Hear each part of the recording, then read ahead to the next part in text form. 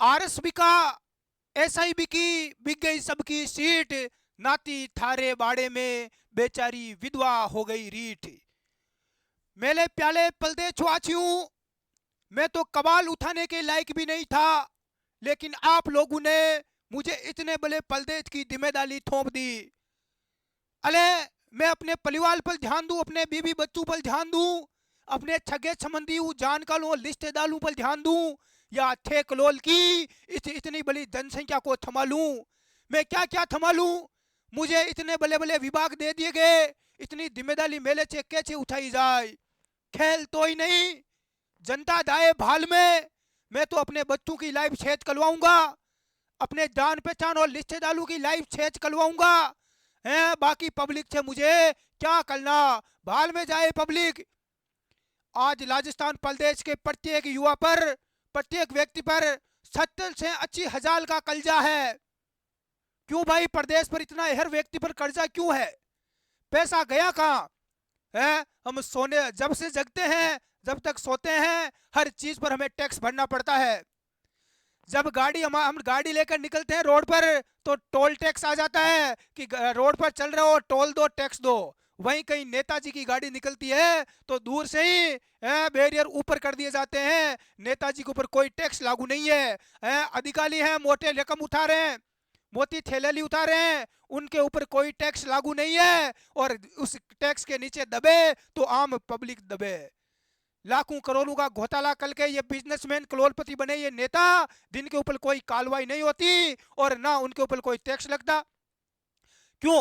जब हर आम पब्लिक से हर चीज का जब टैक्स लिया जाता है, तो इन नेताओं से क्यों नहीं लिया जाता है? इनके ऊपर क्या कोई टैक्स लागू नहीं है? छलकाली बंगले, छलकाली गादियां इनको मिल जाती है, जहां से निकलते हैं लोग सलाम करते हैं। जब इनको वोटों की आवश्यकता होती है तो ये नेता लोग आ जाते हैं, हाथ जोलते हैं भिखारियों की तरह, और एक बार जब बन गए नेता, इनको मंत्री पद मिल गया, तो उसके बाद में इनसे जाओ आप मिलने वापस, तुम्हें पता चल जाएगा, इनके गार्ड, बाहर खड़े गार्ड आपको उनसे मिलने तक नहीं देंगे, 5 साल तक आपको अपना चेहरा तक नहीं दिखाएंगे। हैं, इतने ये लोग हवा में उड़ने लग जाते हैं। 40-50 हजार की सैलरी मिलती है, और इन नेताओं के पास में करोड़ों के बंगले होते हैं, बड़े बड़े बिजनेस खोल लेते हैं। 7 पीढ़ी का जुगाड़ कहां से होता है?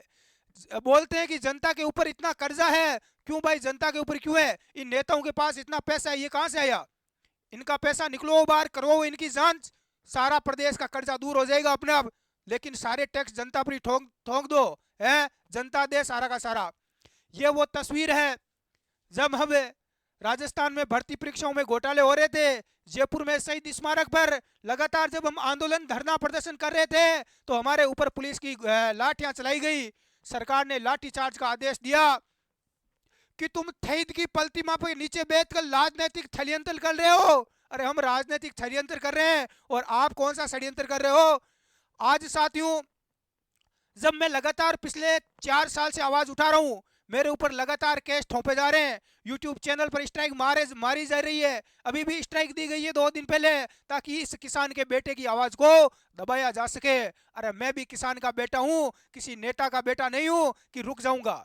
डाल दो जेल में, दे दो फांसी, मेरे जैसे 1000 किसान के बेटे पैदा हो जाएंगे, मुझे बिल्कुल भी भय नहीं है? पुलिस बोलती है कि आमजन में विश्वास और अपराधियों में डर। अपराधी तो निडर होकर चल रहे हैं, और बेचारा आम व्यक्ति डरता है पुलिस से। ये इनका सिस्टम है। सबूत चाहिए तुम लोगों को कि फर्जीवाड़े का सबूत दो, दे देते हैं सबूत, क्या दिक्कत है? आपको सबूत चाहिए, मैं देता हूं सबूत। सबसे पहले, पिछली सरकार में सारे पेपर लीक हुए पर जांच नहीं होने दी सोनी सर। ये वो शख्स है, आपके सामने वो तस्वीर में दिखाने जा रहा हूं। ऐसे लोगों की हमारे समाज को और देश को आवश्यकता है।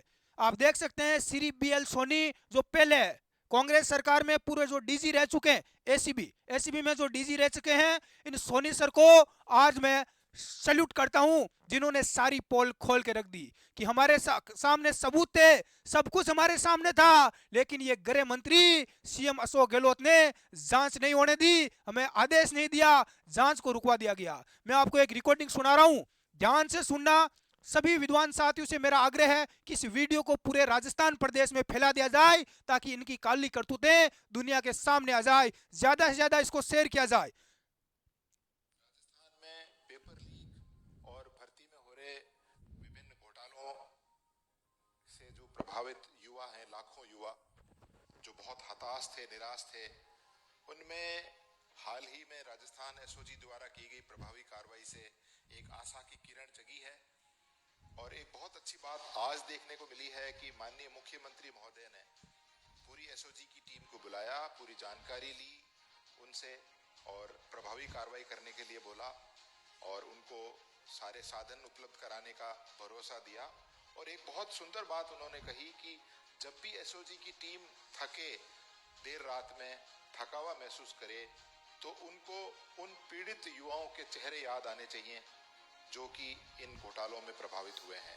ये बहुत मोटिवेशन की बात है और इससे एक बहुत अच्छा मैसेज सारी टीम के अंदर जाता है। पहले ऐसा नहीं होता था। पिछले 5 सालों में पिछली सरकार में करीब करीब सारे पेपर लीक हुए। विभिन्न बोर्डों में और लोक सेवा आयोग के सदस्य और उनके अधिकारी बार बार पकड़े गए, लेकिन उन इन्वेस्टिगेशंस को आगे नहीं बढ़ने दिया गया। एक राज्य मंत्री का दर्जा प्राप्त व्यक्ति 18 लाख रुपए की रिश्वतखोरी में पकड़ा गया, जिसके मोबाइल में सदस्यों से हो रही चैटिंग, जो संदिग्ध चैटिंग, जिसे कि भर्ती में घपले का एक सुराग मिल सकता था, वो मिला। और तो और उसकी मोबाइल में ओएमआर सीट तक मिली, लेकिन उन इन्वेस्टिगेशंस को आगे नहीं होने दिया। उस समय या तो मीटिंग होती नहीं थी, गृह मंत्री का चार्ज मुख्यमंत्री जी के पास था, और ना तो ज्यादातर उनका समय नहीं मिलता था तो वो मीटिंग करते नहीं थे, और अगर मीटिंग होती थी तो उसके अंदर उनकी पार्टी के एक वरिष्ठ नेता और एक केंद्रीय मंत्री महोदय को किसी फालतू मामले में उलझाने के लिए ही ज्यादातर सारी योजनाएं बनती रहती थी। कभी कोई सीरियस बात नहीं हुई कि किस तरह से हम युवाओं के साथ हो रहे कुठाराघात को रोक सकते हैं। 5 वर्ष में कानून व्यवस्था, पेपर लीक, युवाओं के भविष्य के साथ हो रहे खिलवाड़ पर कभी मुख्यमंत्री महोदय ने चर्चा में भाग नहीं लिया। इस संबंध में बहुत चर्चाएं हुई।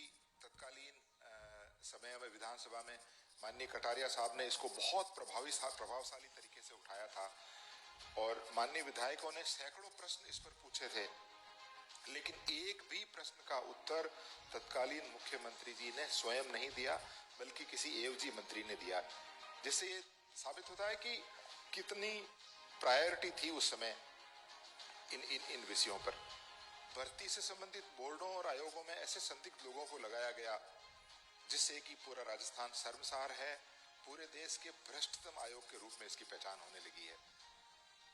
और तो और इनके अपने दल के एक आधिकारिक प्रत्याशी के रूप में चुनाव लड़े व्यक्ति को, जिसने चुनाव में पानी की तरह पैसा बहाया, लेकिन जनता ने नकार दिया, लेकिन उसके बाद भी उनको आयोग का सदस्य बनाया गया है।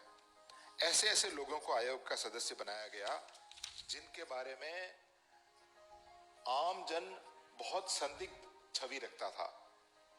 आप विश्वास नहीं करेंगे, ऐसे ऐसे लोग भर्ती में और आयोग में सदस्य बन गए जिनको आप एक संविदा कर्मी की भर्ती के अंदर भी नहीं रखना चाहेंगे। शीर्ष संस्थाओं की दुर्गति पिछली सरकार में माननीय गहलोत साहब के समय पर उनके अपने निजी और राजनीतिक स्वार्थों के चलते खूब की गई। राजस्थान के लाखों युवा बद्दुआ दे रहे हैं, बेचारे गरीब।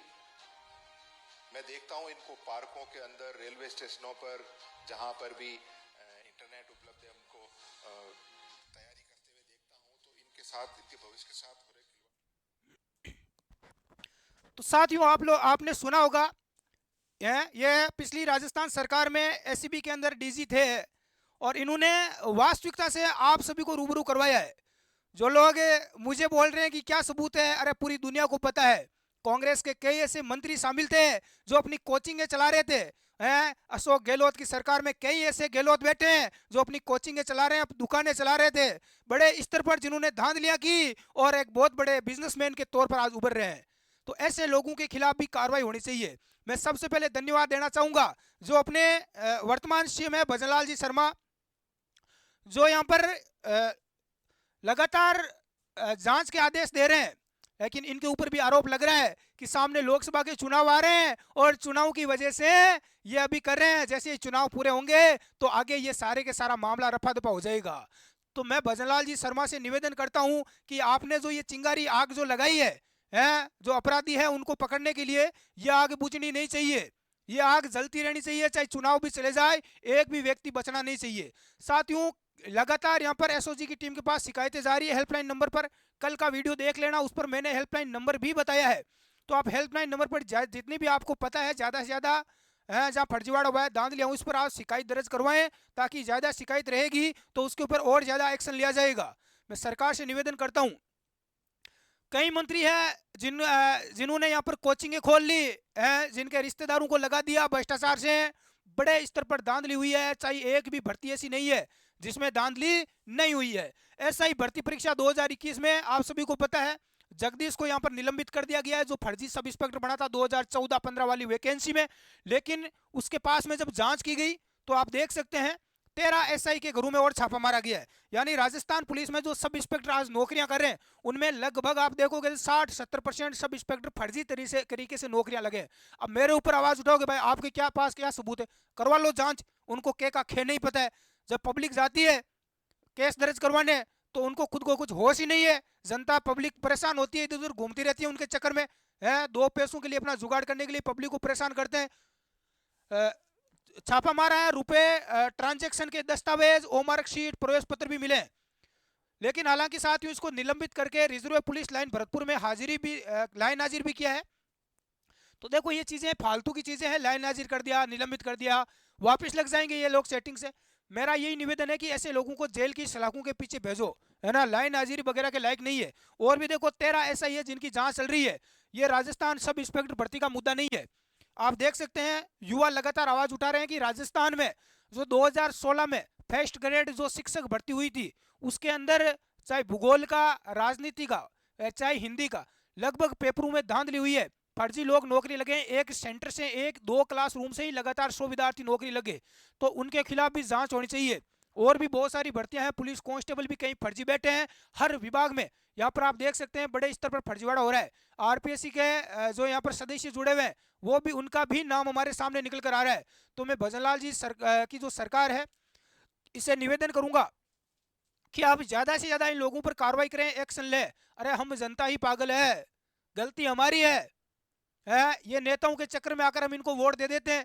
अरे हम पढ़े लिखे लोग हैं, हमारे ऊपर ये अनपढ़ नेता राज कर रहे हैं, इनका जो मर्जी हो रही है वो कर रहे हैं, और हम ठोकरे खा रहे हैं वहाँ 30-40 हजार की नौकरी के लिए। है, ये एक दिन में कमा लेते हैं लाखों रुपए।